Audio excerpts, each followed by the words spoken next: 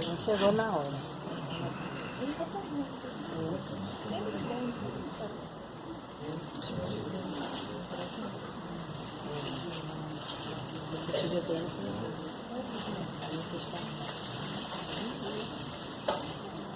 Minhas amigas, meus amigos, boa noite. Eu sempre achei que a mesa tem uma tarefa tão importante na vida dos povos que eu me sinto espoliado por falta de uma mesa. Mas dizem que é a modernidade. Não, agora, minhas amigas, meus amigos, antes de tudo, eu gostaria de expressar meu contentamento por estar aqui revendo companheiros de luta e de fé, reavivando a quarta bem-aventurança, bem-aventurados os que têm fome e sede de justiça, e celebrando a memória de um profeta que nos ensinou a fazer as duas coisas mais importantes da vida: sonhar e agir. De Dom Helder Câmara, muitas vezes se disse que ele era, antes de mais nada, um cidadão. Cidadão de Recife, cidadão de Pernambuco, cidadão do Brasil, cidadão da América Latina, cidadão do mundo. Ninguém poderia escrever a história de Pernambuco na segunda metade do século XX sem dedicar capítulos inteiros à obra e à pessoa de Dom Helder. A mesma coisa pode-se dizer numa dimensão nacional e universal. Não há século XX sem a memória do Dom da Paz. No entanto, não está aí a sua originalidade. Isso mesmo pode-se dizer de outros personagens históricos que já partiram para a eternidade. A originalidade de Dom Helder era, sobretudo, a sua grande capacidade de conjugar numa perfeita harmonia o cidadão da terra e o cidadão do céu, o homem de Deus e o homem da humanidade, a ternura do pastor e a audácia do profeta. Um dos seus amigos mais próximos foi o padre José Augusto, ou melhor, o padre José Vivaldo. Não que você não tenha sido, foi um lapso. O padre José Vivaldo esteve presente nos momentos finais de Dom Helder e ele revelou depois um detalhe significativo. Prostrado no seu leito de agonia, Dom Helder fez um esforço sobre-humano para levantar os braços alto, bem alto, mas o peso do seu corpo deitado impediu seus movimentos. Esse gesto expressa muito bem e imortaliza a sua memória.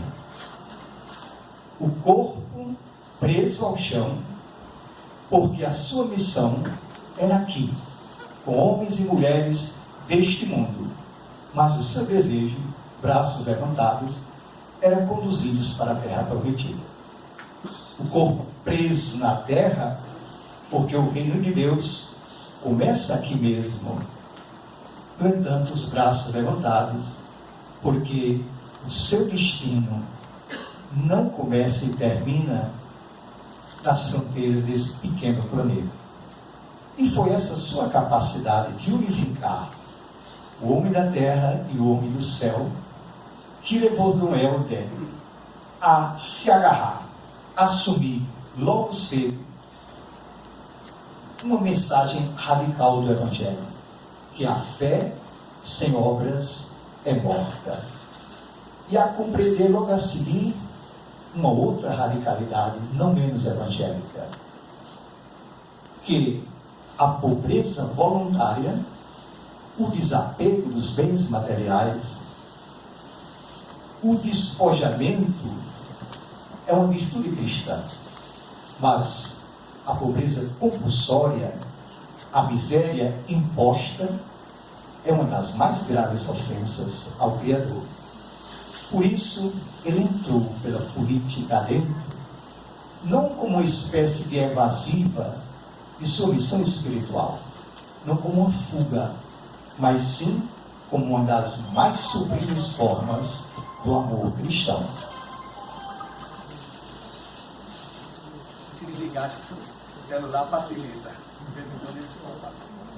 Há homenagens que enaltecem a própria pessoa, e há outras homenagens que enaltecem ou que põem em destaque o que a pessoa simboliza.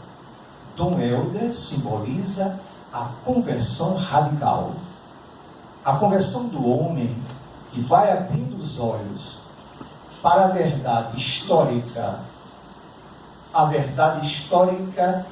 e real do mundo e do povo em sua volta, até chegar à situação limite, aquela diante da qual não há mais retorno.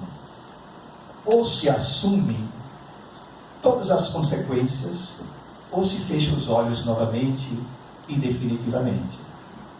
Ou se torna profeta, militante, combatente, revolucionário, ou então se aliena de vez e volta para a zona do conforto. Enquanto ele entendeu sua missão episcopal como um mero anúncio da boa nova do Evangelho, ele esteve imune a acusações de perseguição. Logo que ele tomou consciência de que o anúncio não podia vir separado da denúncia contra as causas que impedem a boa nova de ser um bem para todos, nem podia separar-se da renúncia que implica mudanças radicais na vida das pessoas e nas estruturas do mundo. Aí Dom Helder passou a ser alvo daqueles que têm medo da voz e da coragem dos profetas. Na verdade, medo das causas profundas, das razões camufladas, das raízes das coisas. Medo da própria consciência, medo da verdade. Então, ele passou a ser acusado. Quiseram primeiro manchar sua biografia por ele ter sido, quando jovem, integralista. Inutilmente. Não importa se foi integralista, foi isso ou foi aquilo, em contraposição ao que se é agora. O que importa é não continuar sendo.